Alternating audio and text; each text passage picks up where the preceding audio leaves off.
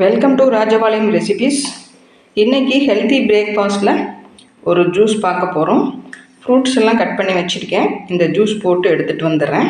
இதை மிக்சியில் போட்டுட்டு கொத்தமல்லி, தேங்காய், நாட்டு சர்க்கரை, தேன் ஊற்றினாலும் தேன் ஊற்றிக்கலாம். இது பயங்கர ஹெல்த்திங்க.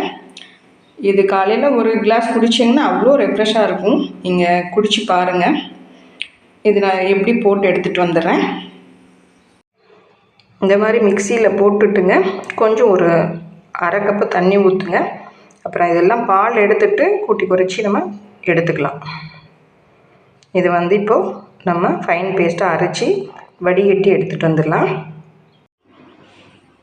இந்த மாதிரி அடிச்சிருக்கோம். இப்போ இது வடிகட்டி எடுத்துகிட்டு வந்துடுறேன்.